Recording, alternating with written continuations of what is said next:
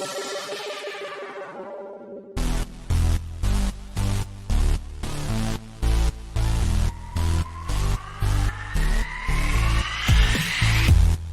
and welcome to the FSF PopCast Live Edition.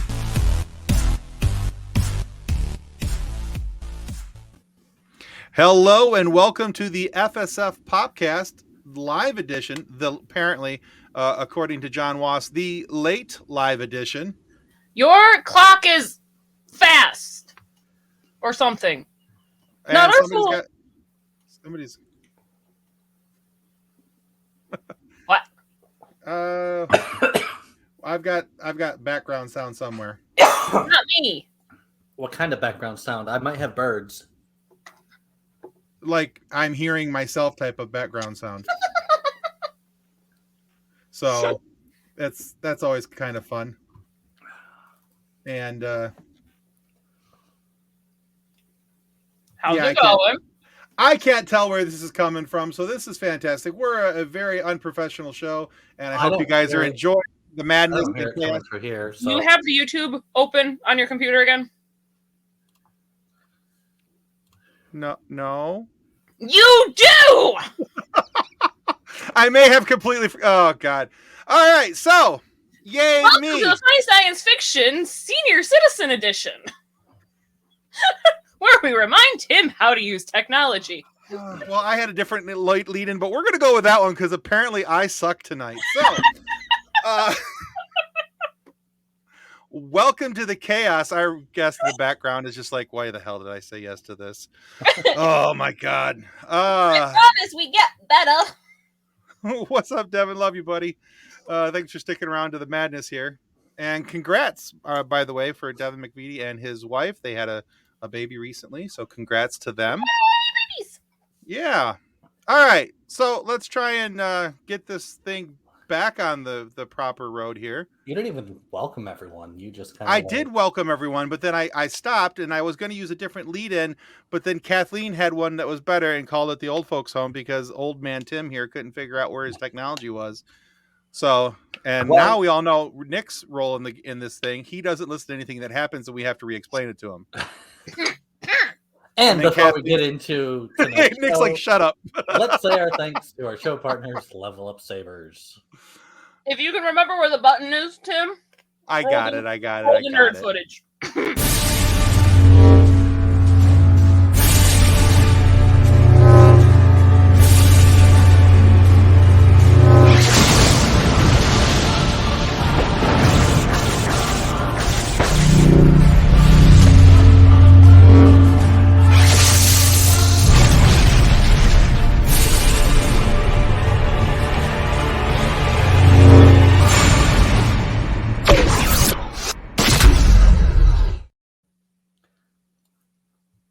Links for Level Up Sabers can be found in our show notes and comments section below. Buy a saber. Live out your Jedi or Sith dreams. Who am I? You're better than a stick. So hey guys, if you've lasted this long and you've gotten through all of the time to take your ibuprofen and Metamucil. My back hurts. Shut up.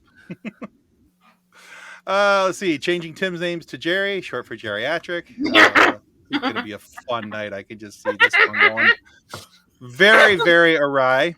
So yeah, if you were looking for a lightsaber, use that link. It's down in the show notes below. And not only do you get a quality lightsaber, wonderfully made, but you also get it's a way that you can support our show. We're an affiliate sponsor for Level Up Sabers, and that you're buying a saber helps take care of us as well. Also want to remind you that as you see on the bottom of the show, streaming across the bottom there in the banner, you'll see the words support the show at Patreon. Yes, we have a Patreon account. We have some awesome behind the scenes stuff, some bloopers. As you can tell from the start of tonight's live show, I make most of them. I make a lot of them. Anyway, they're mostly me going, "Dude, I don't know what I'm doing." That'll get used later. Anyway, but just today alone, we added over 11 minutes of bonus footage from our Vanessa Marshall interview. And it's some really good stuff on there. Some really cool comments and some discussion with Vanessa Marshall, the voice of Hera Syndulla from Star Wars Rebels. And so check that out. And if you haven't already as well, you can also go check out our Discord.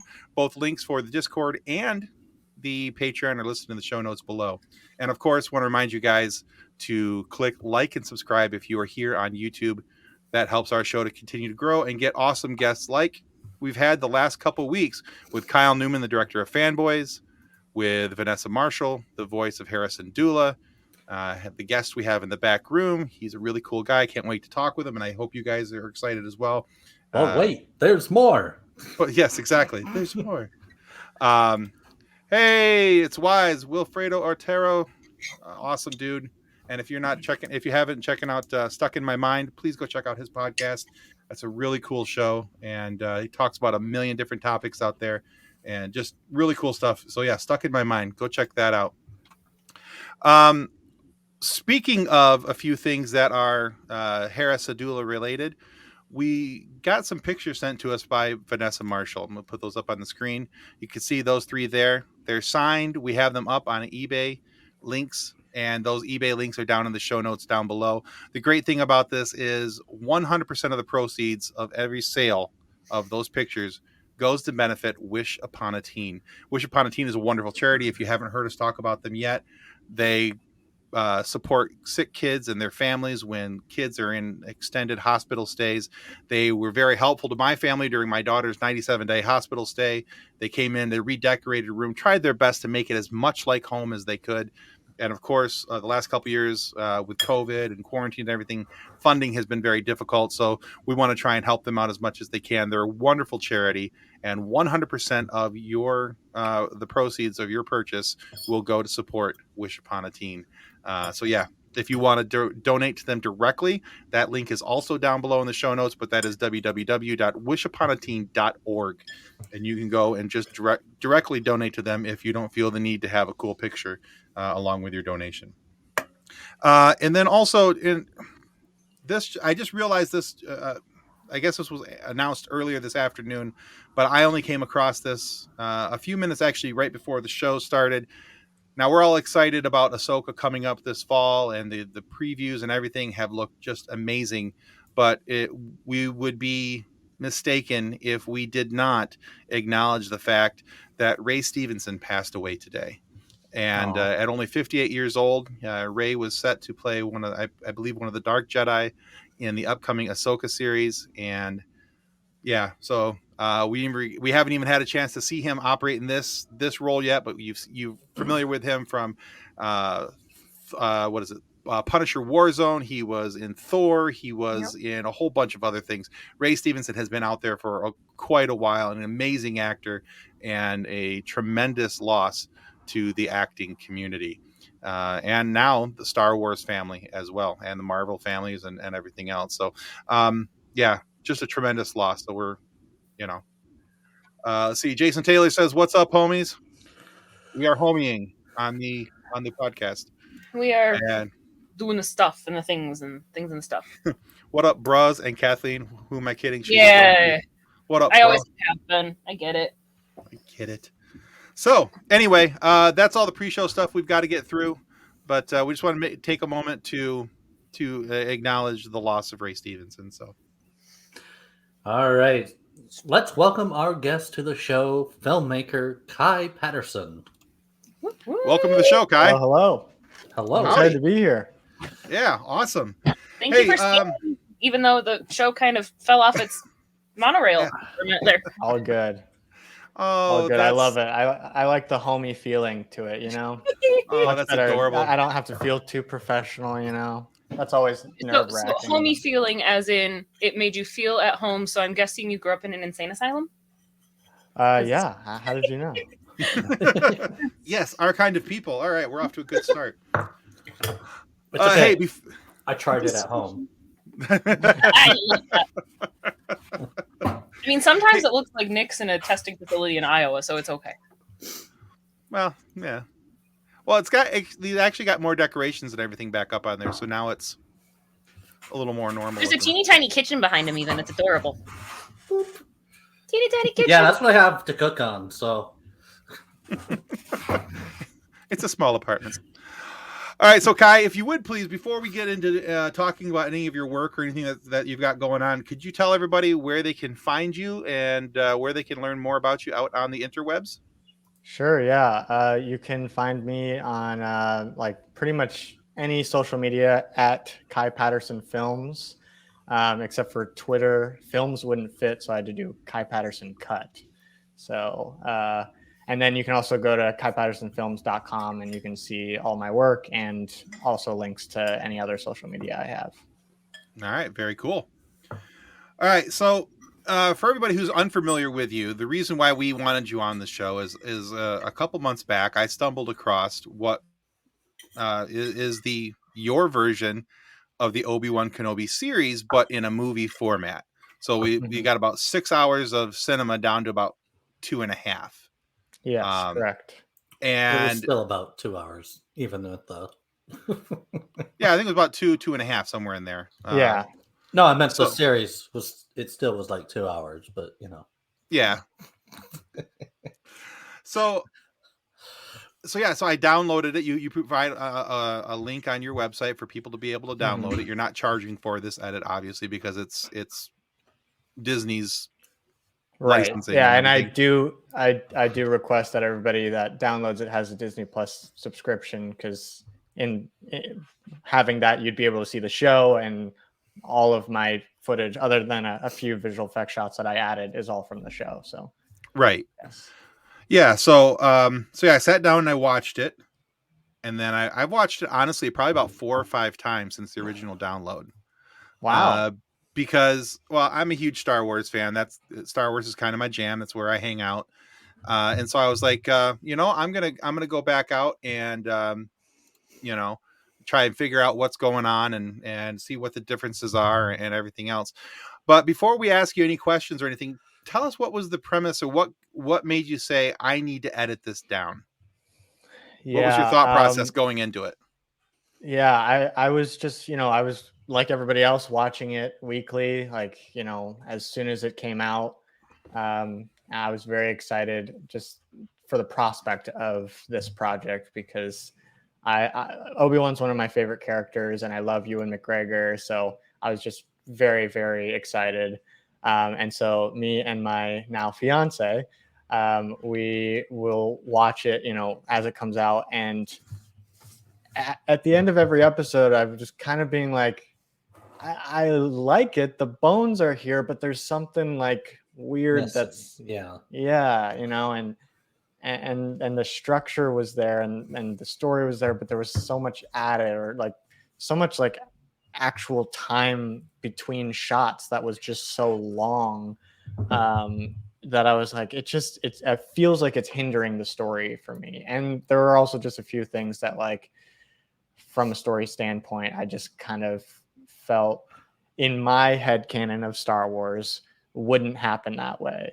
And I know that as a single filmmaker here, instead of having like a studio above me and everything, like, I have the luxury of being able to make those decisions without, like, Disney or Lucasfilm or other, higher up saying, oh no, we can't do that because of this, and this. But yeah, as I started watching, I was like, I just want to see what this series would look like if I took out all the parts that I thought weren't necessary. I wasn't looking to make a movie necessarily. I just wanted to see what everything would look like if I cut out some of the fluff and then just watched it through. And it ended up being about 2.5 hours. And I was like, okay, I guess I made a movie, which also makes sense because later, before I started, I didn't know this, but after the show came out, it was said that it was supposed to be a movie originally, and that they took the script and elongated it into a show. And so I was like, well, now this makes sense, because I feel like I took out stuff that was fluff and maybe was added to fill that time, to just have the full structure of the movie. So that was kind of, I wasn't trying to make a movie, but I ended up making a movie. Okay. Yeah.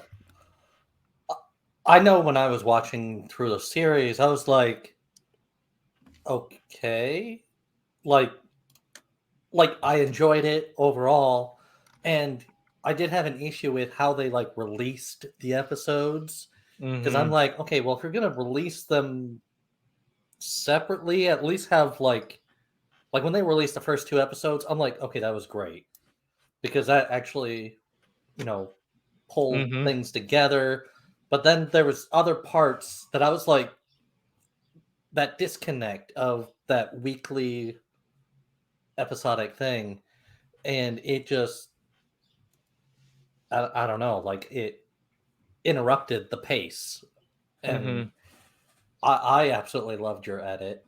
There was a lot of, I did like the things that you cut out, and I also like the things that you added, and it really felt powerful. Like, especially the fight between Obi-Wan and Vader, just felt so much more powerful, and like I think that was probably my favorite part.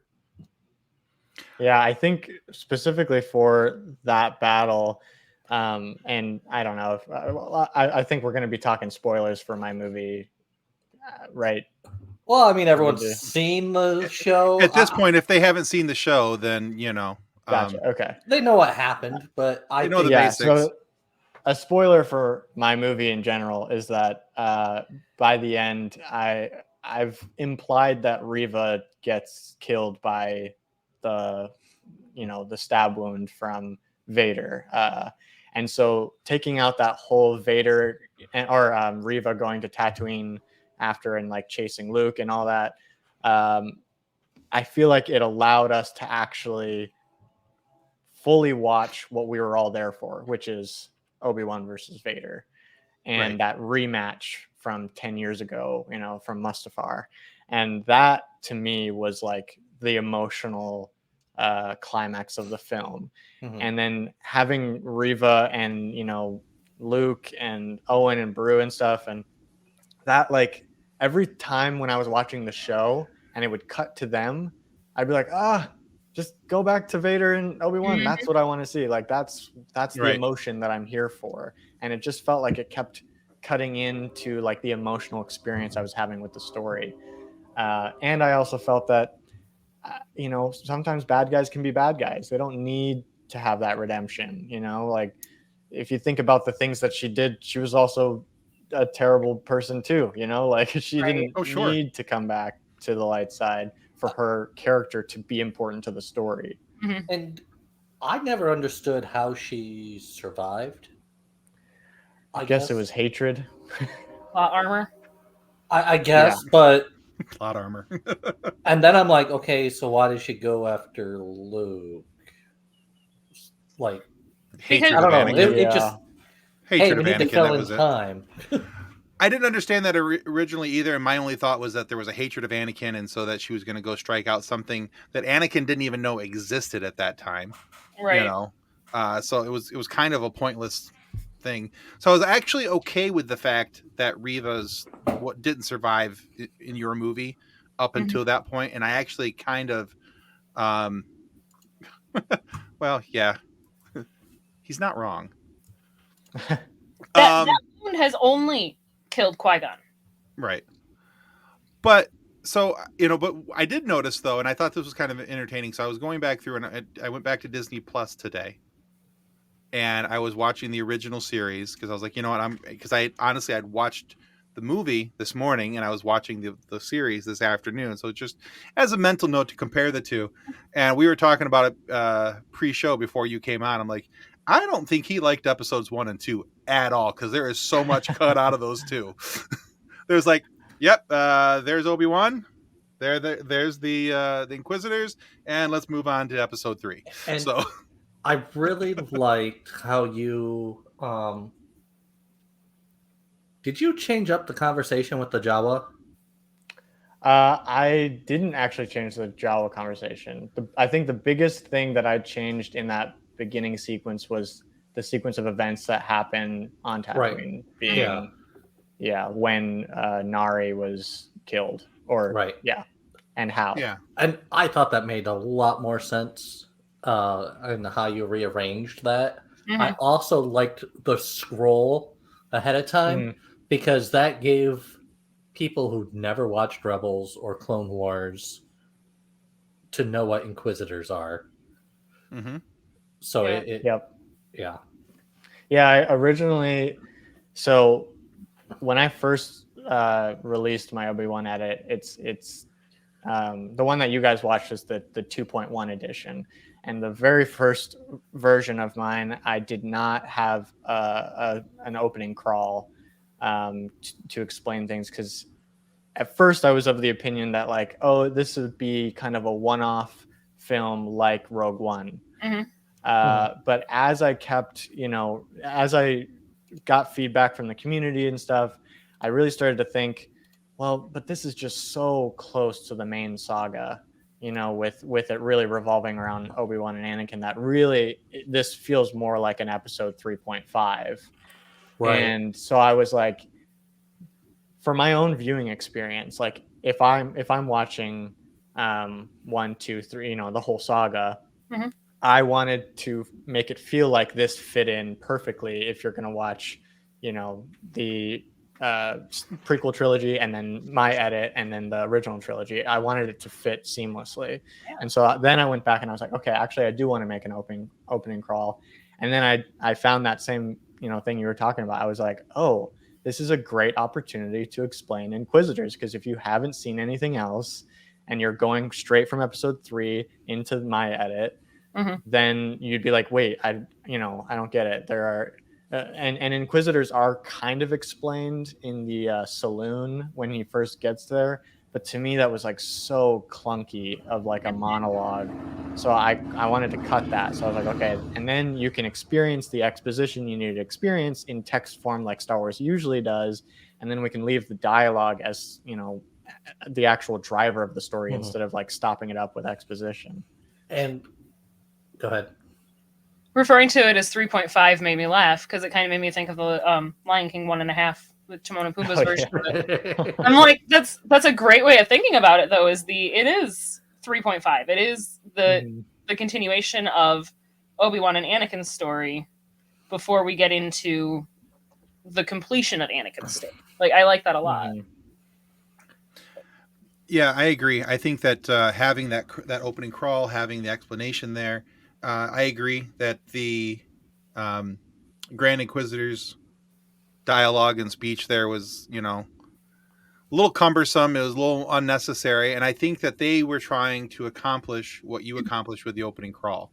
I Yeah. think that they were just trying to set the scene and explain, in case somebody hadn't watched, and that was who we are, that whole thing. Mhm.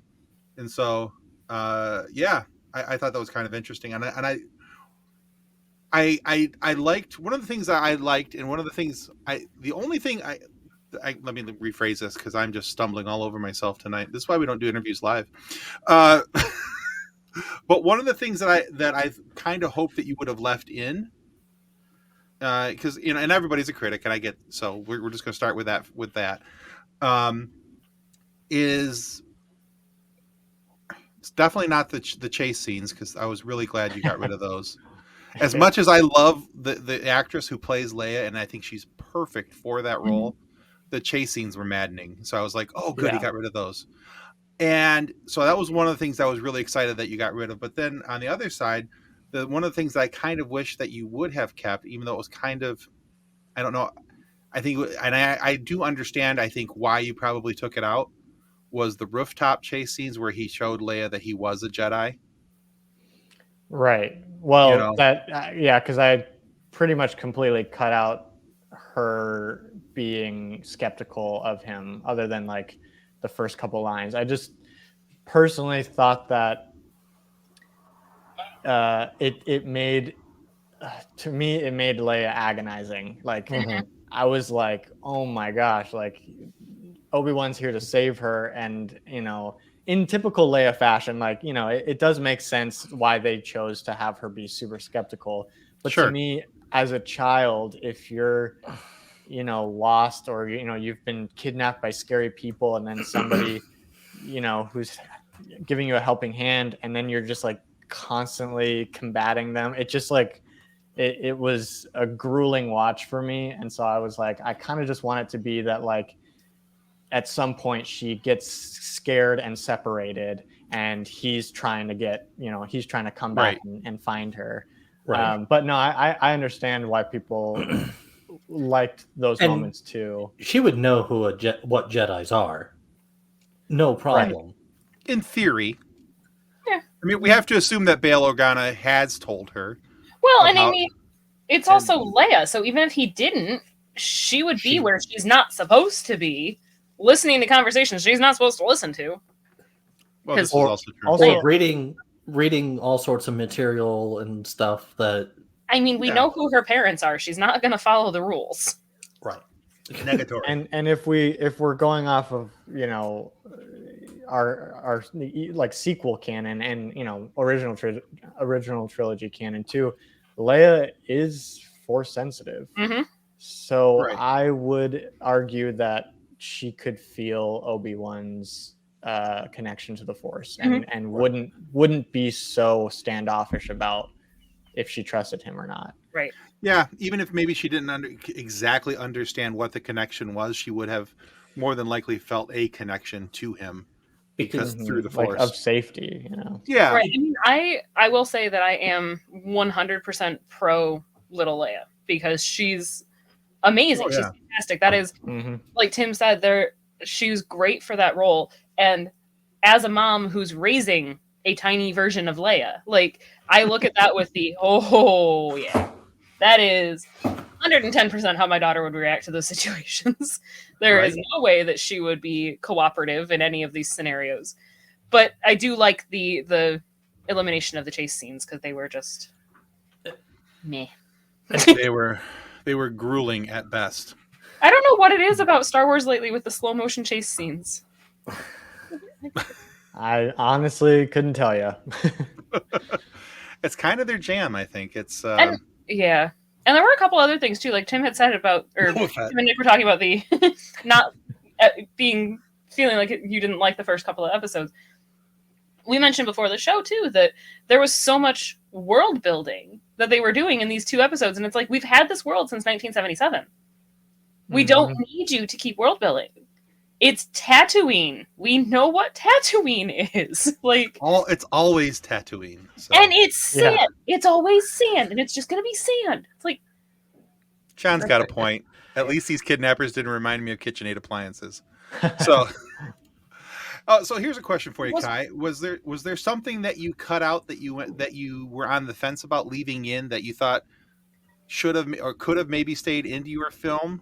But I don't know if you had like I want to keep this at a certain time limit. I don't want to go above this length of time, and so something was on the fence that got got 86.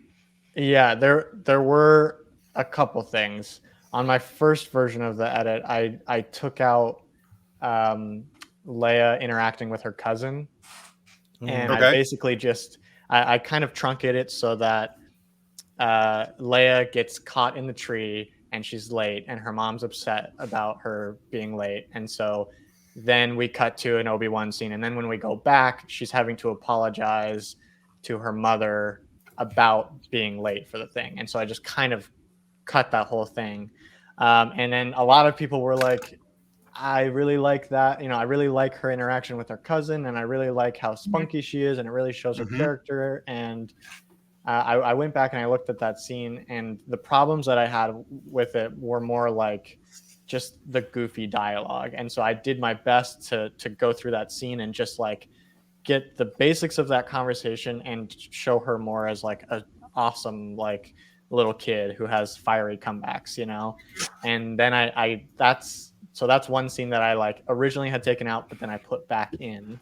And then there basically I was really, really sad that I had to cut out anything involving Beru. I really wanted to keep more interactions of Beru, Luke, and Owen, but most of the interactions in the series that happen when Reva is trying to pursue them. And so I couldn't find really any good places to like have interactions between Owen and Beru.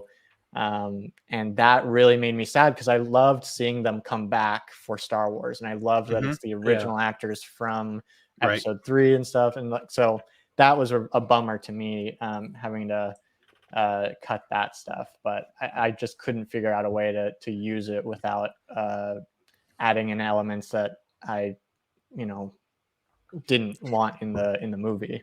Yeah. Sure.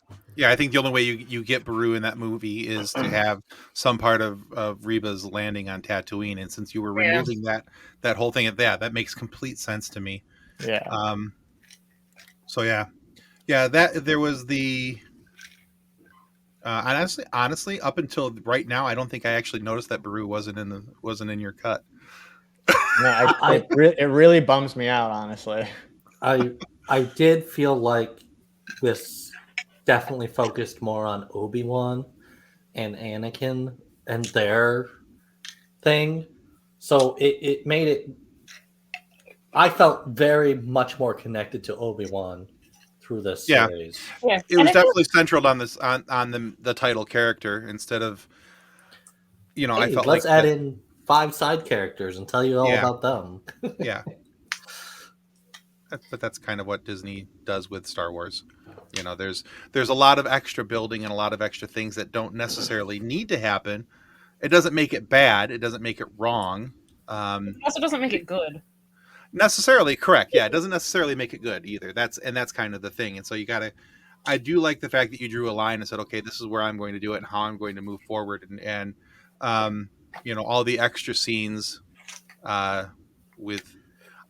Honestly, I was most disappointed that Flea was gone, just because I like Flea from the Red Hot Chili Peppers. But that's just a whole other topic. But it is what it is. I mean, he's in it as much as I could, put in there. I agree. Yeah, yeah.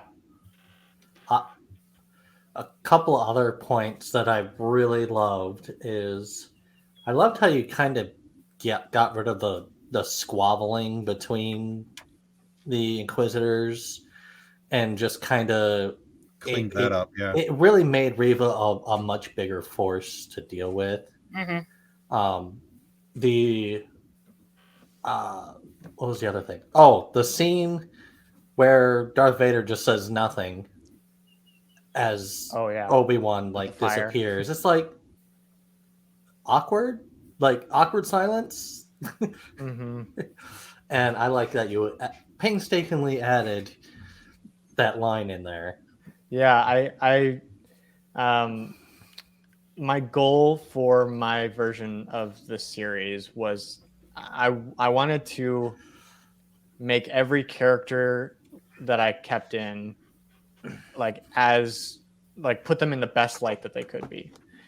And I felt that they did Reva's character dirty by having the Inquisitors consistently talking down to her and, basically telling the audience that she isn't powerful and scary, Right. And so my goal was to make her a force to be reckoned with, and that, I had to remove a lot of their bickering to make it feel like she, really does have authority within the group.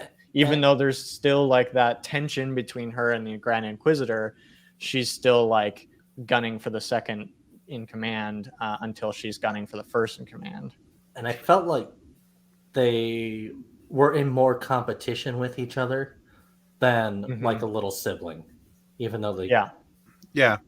It felt like instead of it being bickering, it felt like there was jealousy over her position. It felt like, and I do think that you, in fact, did make her a more formidable foe in your cut of the movie. So instead of just being a character, and I think that was a lot of the people's problem with Reva during the series, is that for somebody who was supposed to be, this bad guy, didn't really feel like that big of a bad guy. Right. Mm-hmm. And I think that your cut helps you to see her in a little bit of a different light, where now you're looking at her as somebody who has this amazingly, critical and crucial backstory and has grown up. And as you watch things unfold, you're like, oh, that's why the way she is the way she is. And it's not just the fact that she's squabbling with, these other, Inquisitors, and there's all this backbiting and fighting and all these other things kind of going on. I really did like that as well. I thought you did a really good job of explaining that and setting her up. Because Thank you. out of the original way the series was done, she was one that I was like, I really enjoyed her, and I wanted to see more of her, but I wanted to see her in a different light, and your movie gave her to me in that light. The only thing I didn't like is that she died, but in your version, but that's okay. I said It's that implied. I implied that I left it open-ended because I was thinking they didn't kill her, so in canon she might still be roaming around, and I still wanted my version to fit within canon. So if she does show up later, it's not like specifically she's dead, but it's obviously heavily implied. Well, as I always say with Star Wars, unless you show me a body, they're not dead. So yeah, show me a burning body, or but even then with Star Wars, we have literally seen, and then they come back. Darth Maul was cut in half and fell down a hole. Somehow Palpatine returned. Yeah, right. So the worst line in cinematic history, in my opinion. So, out of curiosity, how long did this project take you? So I sat down, I think probably it was a Friday night, and I just went into my office here, and I was like, okay, I want to see what I can do with the show. And my fiance was like, she was like, are you going to come to bed? And I was like, no. See you Monday. It's like, I'm so far into this. And it took me about a weekend to get the whole first draft of the cut done. Okay. And then I showed my fiance, and it still didn't have any of the visual effects that I added. There were placeholder things. So, but I showed my fiance. She's a huge Star Wars fan too. So we kind of talked about, what she thought of it as a viewer and what she missed from the show and stuff. And so I think there might have been some things that I added back in, but mostly they were more establishing shots, things that I was like, let's cut to the chase. And she was like, I think that establishing shot actually helped build that world for a second. I was like, you're right. So I'd add that back in. And then doing all the extra visual effects and stuff, that took me another week, probably a week or two, for the first version of my film. And then later on, when I decided to take another look at it and revisit it, that one took me a few months, but that was because I was also heavily working on other things, and it wasn't just solely working on Kenobi. So I'd say a good couple months for all of it to end up where it is now. Mm-hmm. All right. Yeah, now this isn't. I'm sorry. Go ahead, Kathleen. No, you're fine. Yours is probably still Kenobi related, and mine is not. No, I was going to ask him about other cuts that he's done. So I was actually going to ask him about the other stuff too, because I was looking through his website, and he's got some pretty cool things. Yeah, actually, let me go ahead and bring that up on the screen, because now this isn't the only thing you've done, even Star Wars related. You've also worked on a Boba Fett cut as well. I was kind of falling down the silent movie hole, looking at stuff, and I'm like, oh man, those look cool. Thank you. Yeah. So this is off of his website. Yep. I'm gonna go ahead and take down that comment so people can see your face. So the Boba Fett edit I did with another YouTuber who ended up also doing a Kenobi cut around the same time that I did. Oh, okay. And instead of being enemies, we decided to work on a project together. Nice. And so frenemies.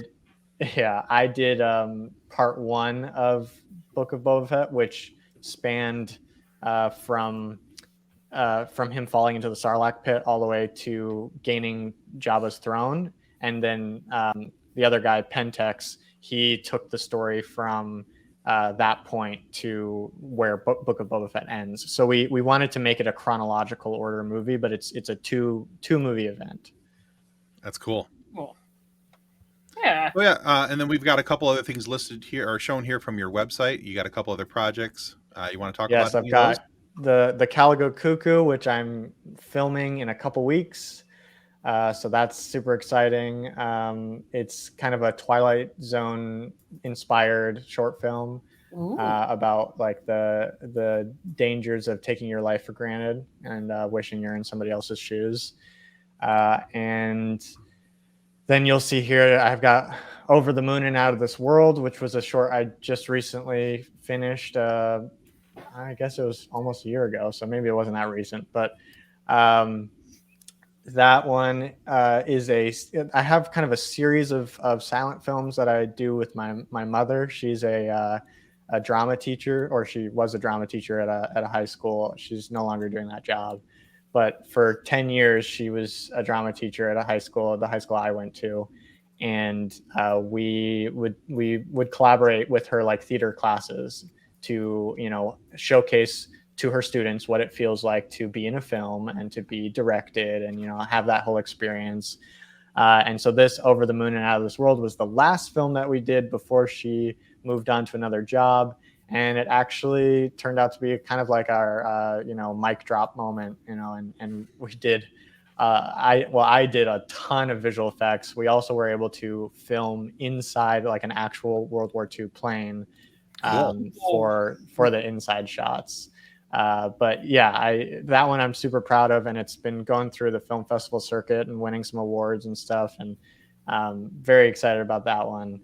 And then there's a ton of other short films on my website. You can just do kaipattersonfilms.com/films, and you'll see all of them. And that one Red Mission that you see, it's like my like Interstellar, or Oh, cool. Okay.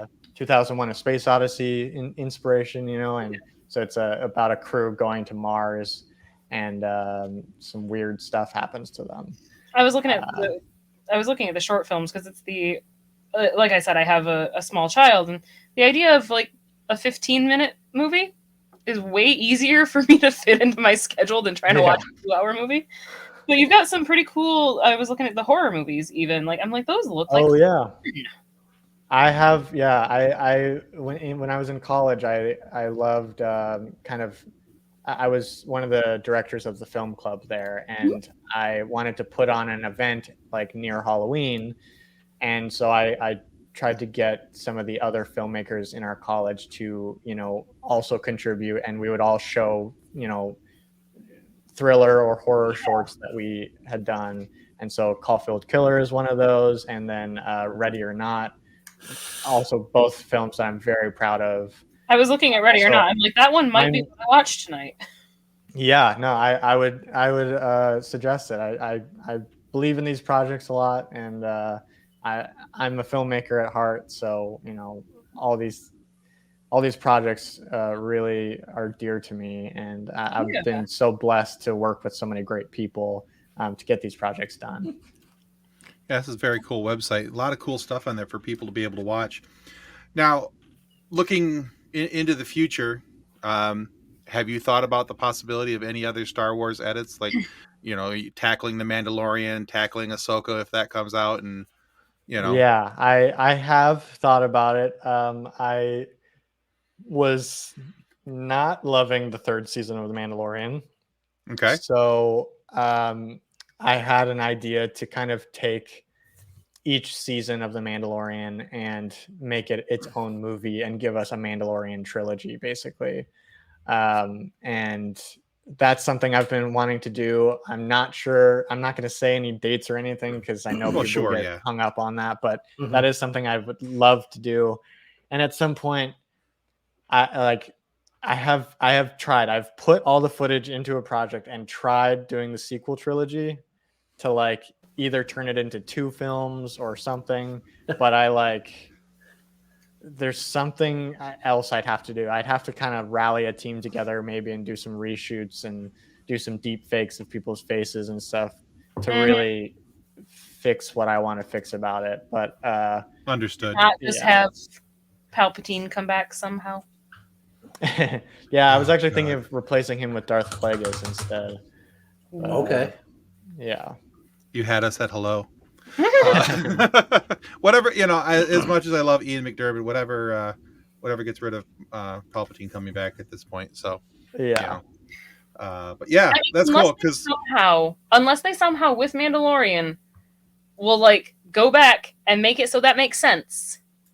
Which is kind of what the Clone Wars does for the prequel trilogy, and I appreciate that. And I I'm not one of those people that's like, don't ever show me anything sequel trilogy. Like, you know, I'm fine with them starting to connect the sequel trilogy using the Mandalorian. I think it does make the sequel trilogy to me, you know, more impactful when they take the time to actually, you know, figure out how these things happened. But at this point, what we have so far in Star Wars canon, all those choices to me are like, why would you do this to such a giant franchise? Right. And yeah, I think there's a lot there to be retconned for sure. I feel like they're using that to their advantage way more than they should too, with how large of gaps we have in the general timeline, that they can be like, oh, well, we're going to go back and put a movie here because we have a 5-year gap between episodes 2 and 3 or whatever. We're going to throw something else in there to make it make sense. Like, I love that about sci-fi. I love that you can take those plot points and those loopholes and you can rewrite, but I feel like they might be going a little too far with it sometimes. Yeah, they're using it as their own, like they're using it as their own plot armor, as in like, as if stormtroopers didn't have enough plot armor. The Star Wars writers are giving themselves plot armor. Truly. And that's true. There is a designated endpoint for this section of the story now, but it looks like Star Wars is also going to reopen that ending point with Rey now moving forward with the Rey movie, which I have no problem with Rey. I'm kind of curious to see what they're going to do with the new school and all this kind of stuff, and her being, you know, what is she going to do with training? Does this tie into Grogu somehow? I still think it could. You know, there's a lot of cool things. So, but yeah, I don't mind them retconning things as long as it's done the right way. If we're going to fix it right. Don't create more issues as you try to fix it. Don't just duct tape it and exactly. Yeah. And I mean, there are things with the Rey movie, with going forward with Rey, that I'm like, oh, that'll be fun. That'll be exciting. As long as they don't take it as a, well, she's Rey Skywalker now, so we're going to go back to the Skywalker legacy and only do that. It's like, no, there's more outside of that. There's so much cool story outside of the Skywalker name that can be told, and I'm kind of hoping that's where we're headed. Skywalker because she's a Skywalker now. Like, please don't. And I do love the fact, Kai, that you talked about doing The Mandalorian as a possibly movie per season, because in our notes for our show notes for tonight, that's actually one of the things I wrote in there. The Mandalorian a movie per season. So the fact that you even said that, I was like, yes, maybe that would be really cool. Yeah. So there's Tim's win for the night. It almost makes up for my launch. I know that one would definitely take me some time. Just going through, like, having done my Boba Fett edit, I did splice a lot of Mandalorian into the Boba Fett edit so that when you're watching it, it makes more sense why Mandalorian is so prevalent in Boba Fett. And so I have like obviously played with some of the Mandalorian footage, and I'm like, there's definitely a movie there. It's just like Obi-Wan was begging to be a movie. Right. Boba Fett, I had to cram into a movie a little bit, and I would imagine Mandalorian would feel a little off from being a movie. So it would definitely take some work, especially with pacing, because the Mandalorian does feel very much, at least the first couple seasons, feels very much like episodic television, where you have a mission and then you have some time, and then you have another mission, you have some time. And in Obi-Wan, obviously, it was just like one thing after another. It was all a series of events that happen in succession. So that's the challenge. And I'm excited. You know, I would love to take on that challenge. I also, as much as I love Star Wars, do have a lot of original projects that I want to pursue as well. And so, you know, having the trade-off here, but it's crazy that I've made my mark on Star Wars in general, because I never ever thought in a million years that like I would have some pinpoint mark in history for Star Wars. But I mean, too, on top of all of the Star Wars content that you could make, and the fact that you said that you got all of this original content, you also mentioned that when you started the project, and then you said you're now fiance, so you have a wedding to plan on top of all of Exactly, this. That's true. Yes. There's actual life involved. We just got engaged a few weeks ago. Yep, a few weeks ago, and kidding. Actually, if it's funny, the Obi-Wan movie did play a part in it because Ooh. I took her to a family friend's home theater, but I under the guise of we were going to do a couples photo shoot because we never do those. And then we were like, oh, well, let's check out the home theater while we're waiting for the photographer. And we go down to the home theater, and I was like, oh my gosh, it would be so amazing. I've never seen my Obi-Wan movie on the big screen. Can I play my Obi-Wan movie? And they were gracious enough to say yes. But my Obi-Wan movie starts to play, then it glitches out, and then it's a video compilation of the last 4 years of our relationship. So, and then I popped the question, and she said yes. So, but I just think it's funny that Obi-Wan has played a role in so many parts of my life now because it has it's changed my life. Literally that day, after we've called all of our friends and family saying that we're engaged, we were walking over to dinner, and I got recognized for the first time out on the streets, and someone was like, "Are you Kai Patterson? You did the Obi-Wan edit." And I was like, "Oh my gosh, this day is insane." That is so cool. So also, I have a question too with the having your little pinpoint mark on in the Star Wars franchise. If Disney called you and said, "Hey, we want your help with something," would you do it? 100% I would. Yes. I don't think that will ever happen because I think that would be Disney admitting that a fan, did something better than they could. I don't think that I don't think that I don't think that personally. I don't think that I did something better than right. And I also, again, I recognize the privilege I had of not having anybody over my shoulder saying I couldn't do the things I was doing. Sure. But I just think that, and I do know people that worked on Obi-Wan. They've contacted me and they've said, a lot of people like what you did. A lot of the higher ups are like, don't talk to this guy, basically.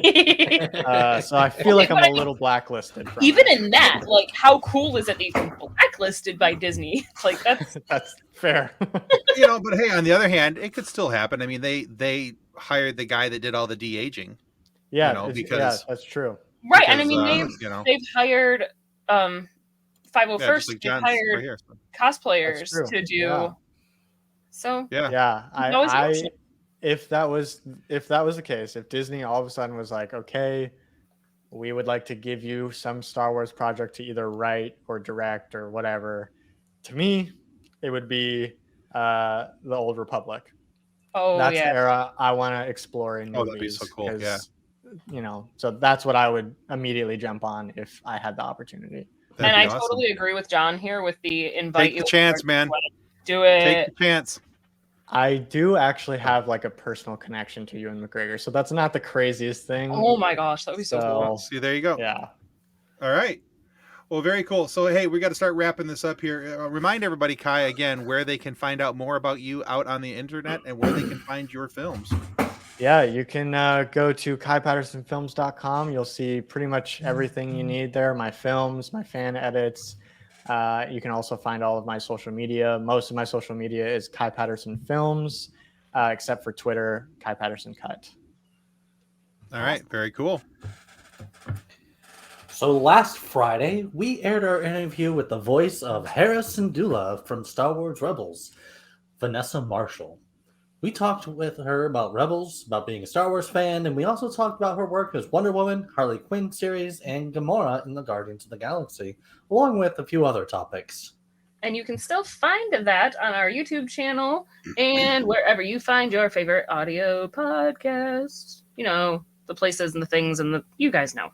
The apples, the googs, the spots, right. I also just found a giant knot in my hair, and I'm sorry, I'm super distracted. Anyway, but remember that your subscription... It really hurts. Anyway, remember that your subscription to our YouTube channel is a major help, so please do not forget to click like and subscribe. We are so close to making Tim and Nick do a stupid dance. Anyway. Yeah, just a couple hundred subs away from it's me not having... stupid. No, it's going to be a fantastic dance. It's going to be awesomely bad. It's going to be awesomely bad. Yeah, anyway. I think... Wait, no, I'm pretty sure, Tim, it'll be super duper. Super duper. So, Kai, in case you're wondering, what we're talking about is when we hit 1,000 subs on YouTube, Nick and I are going to recreate the putting on the Ritz dance from Young Frankenstein movie, Oh, but with with lightsabers. lightsabers, right. I'm excited. lightsabers instead of canes. So, and I get to play Frankenstein's monster because I don't want to have to sing. That's going to be Nick's job. It couldn't Yeah. have anything to do with the fact that you're also like 6'6". I'm 6'3", big difference. That's a Big like. difference. You're taller than me, so This is true. All right, guys. I was using man measurements. Fair. I want to argue that, but I Family-friendly can't. Show. Yeah, I want to argue that, but I can't. All right. So coming up this Friday, though, we have the awesome Ellen Dubin joining us. Ellen is the voice of Captain Phasma from Star Wars Resistance and Lego Star Wars, and and other parts of the video game franchises for Star Wars. But Ellen is also the voice of the Ben Gesserit from the 2021's Dune. She's the voice of the AI in the movie Megan, and so much more. This is an interview you don't want to miss. Nick and I had such a great time with Ellen. Honestly, she is a ton of fun. She's got some great stories. She's got some really cool things to share with the audience. And if you're ever considered possibly getting into acting and or voice work, she's got some really cool hints and tips for you, and a cool story about how she came up into the business and got started. So, but you don't have to wait until Friday to hear that or watch it if you want to. If you're not already supporting us, like it says right down there at the bottom of the screen on our Patreon, you could be watching that on Wednesday on our Patreon channels for as little as $3 a month. You could be watching with early access. But there's a whole lot of cool things you get with the $3. There's a whole lot of cool things you'll get more with the bonus content and such at the $10 level. And reminder, we have 11 minutes, over 11, almost 12 minutes of bonus footage added for Vanessa Marshall's interview today. And that's only available on the Patreons. So yeah, some really cool things coming up on the show. This whole month we've done nothing but Star Wars in both our live show and our weekly interviews. This is Star Wars month, and so we try to hit it pretty hard. So we've had some really cool stuff for you guys this month to pay attention to, and we've got some cool stuff with coming up next month with Star Trek because of the launch of Star Trek Strange New Worlds Season 2 starts next month, June 15th. So we got some cool stuff coming up, and we'll talk more about that later when we have more things to tell you about that, because right now it's a secret. I don't even know what it is. I was going to say, it's such a secret, we don't even know. I know, and that's why I'm trying to keep it. Okay, so I mean, you could anyway, have told Nick and he would have forgotten it, but I actually did already tell Nick. That's the point. So, Kai, thank you so much for coming on the show and putting up with all of our madness and Thank you for having me. Yeah, this has been a lot of fun, but we've enjoyed having you on. To everybody, make sure that you go check out Kai's work. He's got a ton of cool stuff out there, not just his Star Wars stuff, but he's got some stuff on there that I'm going to be checking out. Like Kathleen said, there's a couple of those short films that are really worth your watch.